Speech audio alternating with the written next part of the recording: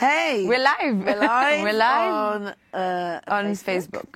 I loved the movie, by the way, the Facebook movie. Yeah, it was great fun. It was Good great script, fun, yeah. Aaron Sorkin, Yes. really liked it. Lovely writing, great conversation. I mean, that's his strength, really. Yes. Yes. So we're here to talk about Viceroy's House, Our movie. and we look forward to getting interesting questions from of everybody out there. And really, the film, as we know, is set in 1947, when Mountbatten came to India to ostensibly hand India back. Yes. But when he arrived, there was a lot of rioting going on, and to quell the rioting, This is the history that I was told at school. He had no option but to divide the country. So partition happened.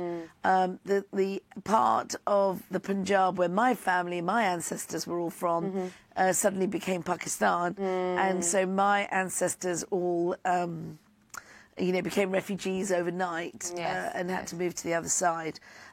In making this film, though, in doing our research, we've uncovered a whole bunch of information that tells a different story.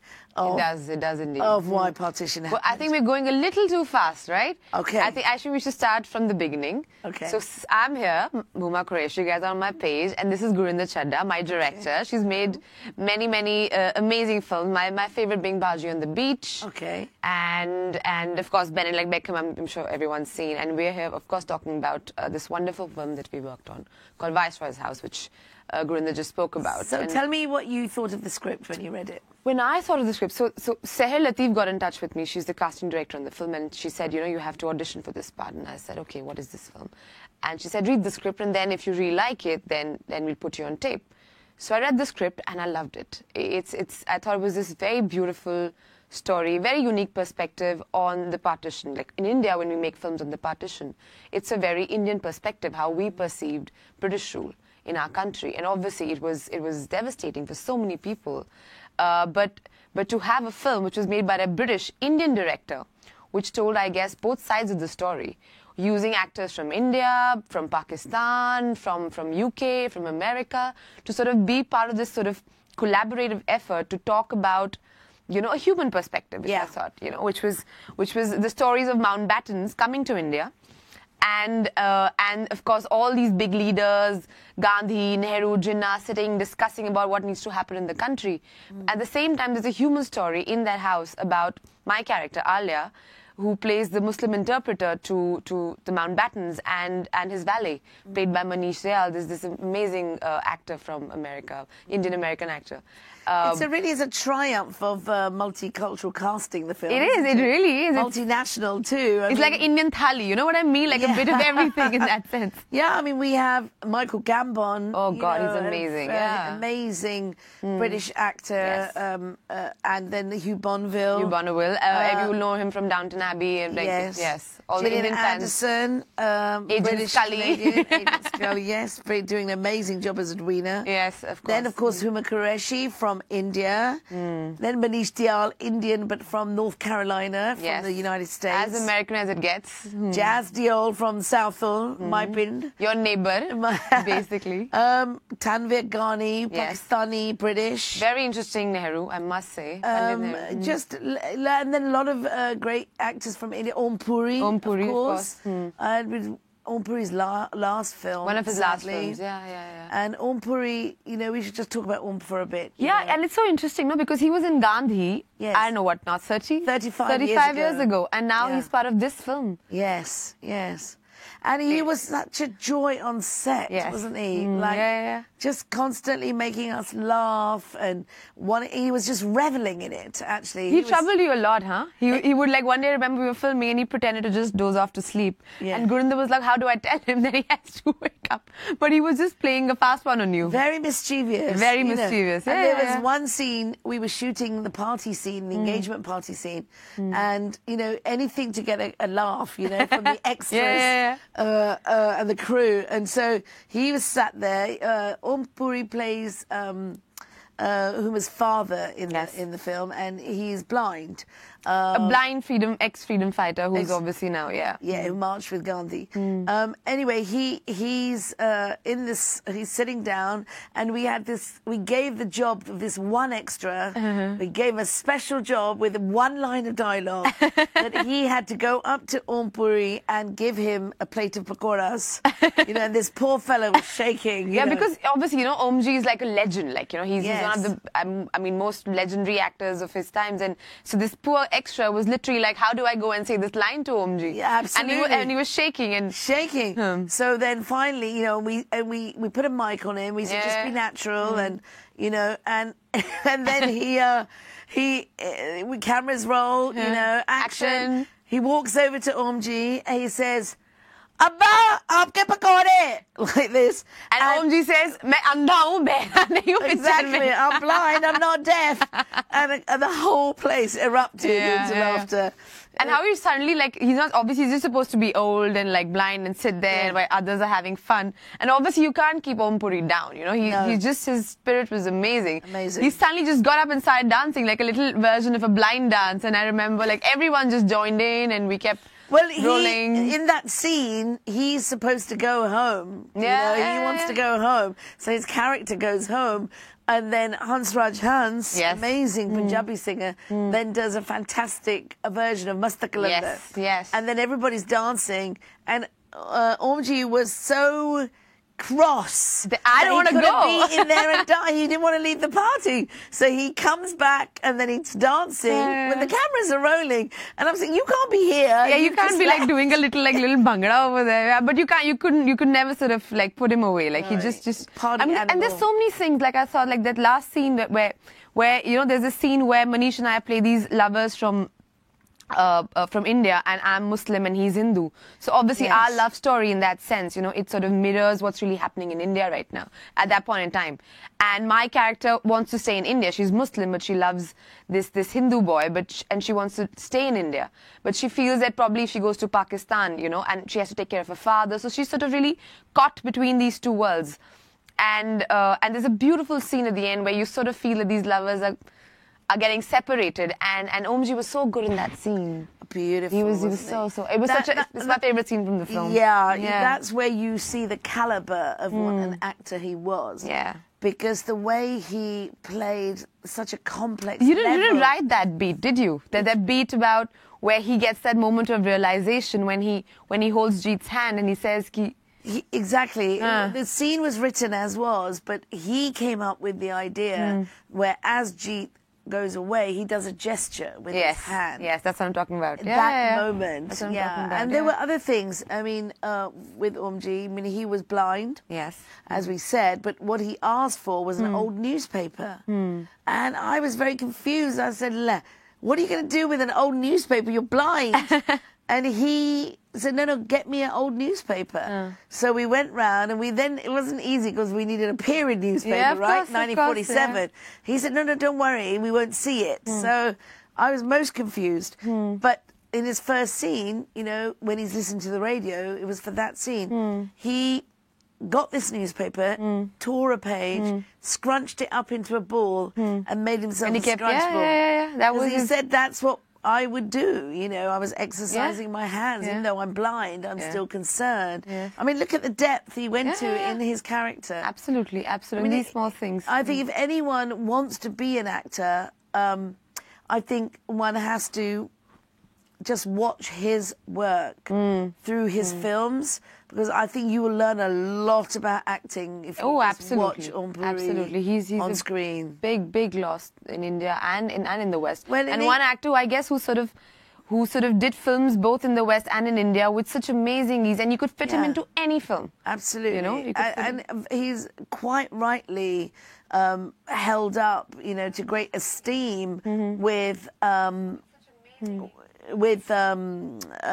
East is East. What a film.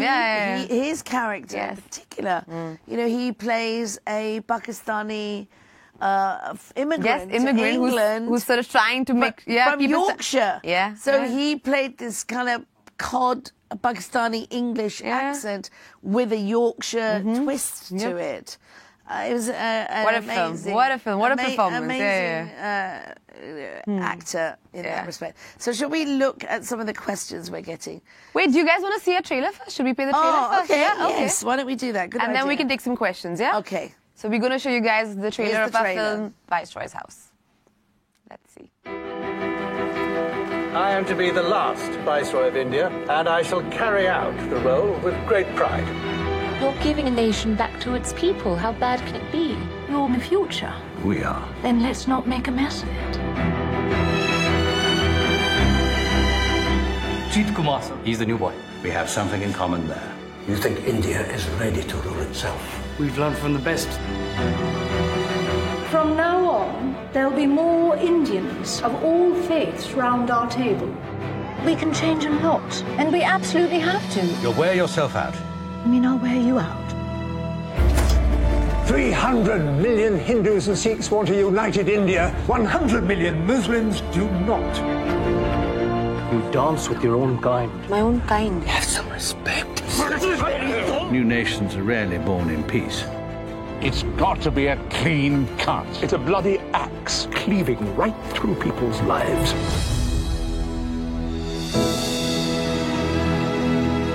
Well, whatever their differences are, all Indians have one thing in common. What's that? They can't wait to get rid of us. Your father taught me the future is what we make it. We are brothers with one soul. To divide us on religious grounds is against the will of God. Without peace, all other dreams vanish and are reduced to ashes. India is a ship on fire.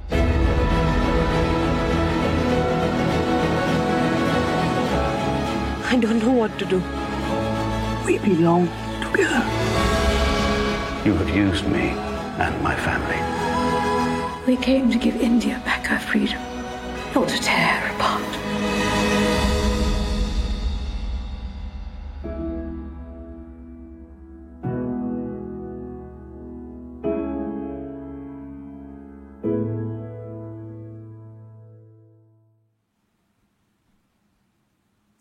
Wow. I Looks know. good, doesn't it? Yeah. I'd go and see that film. Yeah, definitely go see that film, yeah. So has anybody got any questions? It would be interesting to hear from people whose family were involved in partition. I think that would There'd be be a lot of interesting. people in India and Pakistan and Bangladesh for that matter. Yes, but people don't like to talk about it. Yes, You know, yes. I found that in India particularly, people don't really want to talk about partition. Well, because, you know, Gurinder, also, I think it's become such an important part of our everyday lives, like especially like, you know, in the subcontinent with all our neighbors and everything. There's so much discussion, there's so much conversation, whether it's politics or it's cricket or it's movies or whatever, there can be no or trade. You know, it's sort of so ingrained. So I guess for you, because you also live in the UK, it's a bit, you have a bit of distance and perspective on the whole Yes. thing. For Indians who live in the Yes. subcontinents, it's an everyday affair. Yes. Which is obviously makes it much harder. Like I know a lot of Punjabi families or Indian families in New Delhi where they've lost family members and they just don't want to revisit it because it's just too painful. Yes. You have a connection, a very, very deep connection. Yes, I have a very deep connection, and that inspired the film. You know, my grandmother became a refugee overnight and left our home, you know, the home my grandfather had built, with her 5 small children, and literally in the clothes she was wearing, and put on a truck, then put on a train for 3 days. They had no food, no water, and her baby, her youngest daughter, died of starvation. Yeah. So we have a direct link to it, which was the inspiration for me, you know, to make the film really. And it comes right at the end of the film, so it's Right, very yes. beautiful and very moving. Yeah, that's a. I think that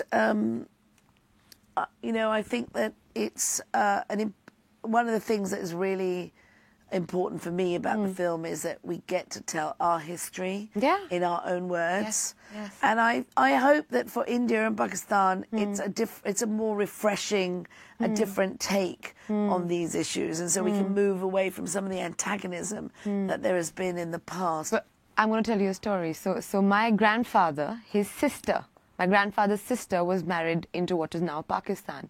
And when the partition happened, they completely lost touch. So after independence, my grandfather could only manage to go once to visit her, and then it became too difficult. And then, of course, everybody got busy with their lives and all of that. Thankfully, our family, this side, did not suffer brutally. You know, we were pretty okay. You were in Delhi? In Delhi. My father's family was in Delhi. My mother's family was in Kashmir, which is another story. But my dad's family did not really get too affected. In fact, my grandfather later gave a lot of people, we had a big house, a big Haveli in Nizamuddin, even today. And he gave a lot of people who came in from Pakistan like a room just to stay. So whole families would just sort of live there for a while. Many of them for many, many years and sort of just became fixed there, which is another sort of a problem. Yeah. But at that point in time, I guess it just seemed like the right thing to do. And so anyway, my grandfather passed away, many, many years happened. And my father runs a restaurant business in Delhi, Salim's. And one day he was just sitting over there. And a man walked up to him, a really old, middle-aged guy. And he said, you know, I think I'm your cousin. And my dad saying, really? And this is the age of social media and Facebook and everything. But you know how things get sometimes, you know. And he had come to India for some work. And he just thought, you know, let me just go and find out. And he just walked up and my father was like, what are the chances? And he was actually from that part of the family that we've not been in touch with. He was your sister, your dad, your granddad's sister's son, like whatever, like, oh no, son actually. Son, right. So it was like... So he was your father's first cousin? Yes, and they just had never met. Did they look similar? Well, they kept sending, they both are like pot-bellied and slightly bigger, but you know, more than that, they had the same names, addresses, everything matched. And then, of course, everyone went crazy, and there was all that Gale Lagna and Rona and all of that. And on my chachas, and everyone went crazy because, you know, they always wanted to know about that side of the family, but we just never were in touch. And I thought it was beautiful and almost like cinematic in a way, you know? Yes, absolutely. Yeah. Well, you know, I think that there is more that unites us than divides us. Absolutely. And I think, you know, right now, between, you know, Indians and Pakistanis, there's beautiful cultural exchanges. You know, we share language, food, fashion, literature, art, you know, so many things where influences are similar. You know, that, for me, that is the future. That is the hope for the future, that we can celebrate our joint cultures, our shared cultures, you know, for generations to come. No, absolutely. That's what the film is really about. It's about, like, you know, just love and humanity and just common sense. And not just having prejudice because, you know, you just don't understand where the other person is coming from. And even in the UK and in Europe, I think just the whole migration crisis and with Brexit and Trump coming in, I think just world over is just becoming so schizo almost. You know, where there's so much prejudice that just because somebody does not come from where you are or doesn't look like you or follows the same religion, it just becomes, that person becomes like an enemy. And I think, which is why I think our film is so timely, you know, in a nice way. It's a very timely film for what is happening in the world today, that's for sure. Okay, so Ajay...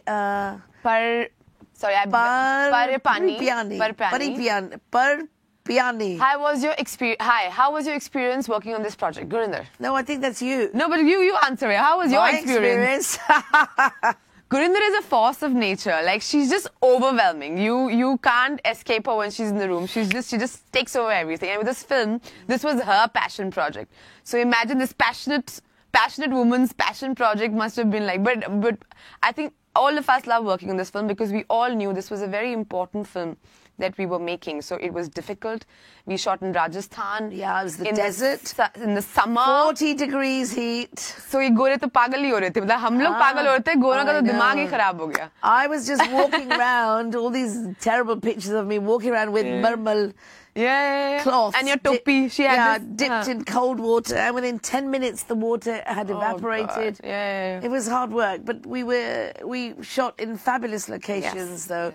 In the wonderful Umaid Bhavan in Jodhpur. Maharaja of Jodhpur's residence. He was very kind. He let us like just shoot everywhere. Yeah. Yes, absolutely. We actually got permission to shoot in Rashtrapati Bhavan as well. Yes. That was really cool. That was the original Viceroy's house, built by Lutyens, the architect. And interestingly, someone had said, how did the British rule so many millions of Indians for so many years? And the answer is in the architecture. Because they built these massive, imposing buildings. So imperial. Very imperial. And so they gave the sort of... illusion of power. Of being powerful, and superior. Smart guys. Very smart. But with Rashtrapati Bhavan, of course, I went to visit it several times for research. It's an amazing building. But I believe that Lutyens... he only finished it 17 years after, prior to independence. Okay. And he built this magnificent building, I'm sure, with a view that the British were going to rule, and that is the Viceroy's house, to rule for at least another 200 years. I don't think Lutyens had any idea when he finished that building that 17 years later... It's going to become the seat of the government of India. The government of India, and that there will be freedom. Yeah. Anyway, Abhishek Rawat... Hi, Huma. I love your acting, and you are the most beautiful actress in Indian cinema. Abhishek, you're very sweet, and that's completely not true, but thank you very much. But it's not just Indian cinema now. She's in a British film. Oh. So we have to open that out. Right, now I press this to go. Right. Ooh, why do you think it's important to tell this story? Well, I think that partition is something that a lot of us have grown up with, in the shadow of, but nobody really talks about it. So for me, it's an opportunity to go back and look at this story from lots of perspectives, British, Indian, Pakistani, and retell those events, the details of what happened, and the sacrifices that a lot of people made at that time for all three nations to be who they are today. And in many ways, for me, that is what I've tried to honour in the film. You have. Is that I think the film also honours all these people who were displaced. It also talks about a very important thing, which is the fact that all of this was geopolitical. You want to talk about that? I don't want to give it away in the movie, but what we uncovered in our research was, rather than the story of partition that I'd been taught at school, that actually there was a whole different version of history. But school here? School in England, yeah. But even in India, you weren't taught that history, because the information that we have uncovered via a book by Narendra Singh Sarila, which in itself is based on some top secret British documents. But that only got declassified a few years ago. Yeah, 97. Yeah. So these documents are in the British Library. Anyone can see them. But they do give a very different take on the history of what happened. They do. And I think that's what they're going to really enjoy, I think, when people watch the film. I think so. I think so. Yeah. Any favourite scenes? Who asked that question, I wonder? You go for it first. Well, I really... I know my favourite scene. I enjoyed the engagement party scene with Hansraj Hans. Yeah, that was nice. Where it's all very lovey-dovey and then there's tension, And then suddenly it just flares up. And it flares up. So I like the drama of that and the colour, the look, because we don't get to see ourselves in period films that often, So it's nice to see Indians with those 40s haircuts and the costumes. And actually it's the only beautiful sequence in the film in that sense, like a very choreographed, beautiful, where everything's sort of nice, and then you see the things sort of just suddenly going out of hand. Yes. But how Indians from all over the country come together and keep India together. In a way, it's very like a metaphor almost, it's just, like just go like kaput and then you sort of... Well, that's what happens in these situations. You know, when you have divide and rule, 1 minute everyone's together and then the next minute it suddenly starts separating. I also really like doing all the refugee stuff. That was intense. Very intense. Really we had 1,000 extras, these poor people playing refugees. They were all like zombies. So Samrat Dasgupta. When is it releasing? It's a Bengali, right? We are releasing in London, in England, I should say, or the United Kingdom, on March the 3rd. And we will be releasing in India closer to independence. Yes, that's. We'll be releasing in Australia in June. Germany, Italy, all these countries we're just going to be releasing now. Chandan Yadav. Chandan Yadav, what kind of your role in Viceroy House? So Chandan, I think the question is for me. Yeah. So my role is my character name is Alia, and like I said, it's a story about the last Viceroy coming to India. And these are the last few months before India is about to get independence, but also at the same time is going to get divided into India and Pakistan. And my role is this interpreter to the Mountbattens, who's in love with his valet, played by Manish Dayal's character called Jeet, who is a Hindu. And obviously Alia has this choice, which like millions of other people at that point in time had in India, that should she stay in India and be with the guy that she loves, or should she go to Pakistan? And also, she has a lot of responsibility. She has a father who's a freedom fighter, marched with Gandhiji, who's blind now completely. And there's another suitor, which we haven't spoken about, who's this perfectly great guy, but it's just that he wants to go, and she does not obviously love him. So it's this dilemma that she sort of she has in the film. Yeah. And it's a love story. But did you want to do like a love story? Was this like a conscious... Yeah, I wanted to make the story about the politics, but also the ordinary people story. So by setting it in a sort of upstairs, downstairs. You said to me once you want to subvert the genre a little bit, which is the plan. We made a sumptuous, what looks like a British Raj movie, but the idea was to subvert that. So upstairs we focus on the Mountbattens and the negotiations with Nehru and Gandhi and Jinnah, but the idea is that we then look at the impact of their decisions and their negotiations on their servants below, their valets, their butlers, their translators, the cooks, the chefs, So it's the impact of what was going on upstairs on the people downstairs, the ordinary people. Yes. And I think it's quite interesting because people don't... obviously, a lot of people haven't seen the film yet, or it has not been released. But there's also some people starting to comment on the film, I noticed, because they think that it's a big historical film from the British perspective, which it is not. It is not. But it looks like that, It's in the not trailer. it's not a film which is about the British perspective. Yeah, but it's so interesting how people can get the wrong idea. Also someone said to me when we were doing an interview, saying, "Oh, are you going to again paint the Pakistanis as the villains?" Yes. And I said, "No, it's not even about that." Then somebody said, "Oh, is it like a love story between Edwina and Nehru?" And I said, "No, it's not. That's not the film. This film is about ordinary people." Yes, but it's also important to say that it's from my perspective. Yes. I'm a British Asian woman, and I can see all sides. I'm Punjabi, It's a film that absolutely embodies how I feel about it is being part of all these different cultures. It is quite her perspective, and I did asking us to wrap up, so I'm just going to quickly okay. say, God, has it been half that an is a hour? big wrap up, guys. So we don't want to go. We can keep talking to you guys about the film because we love working on this film. I love working on this film. Me too. And Huma is terrific in this film, and she only got the gig because she did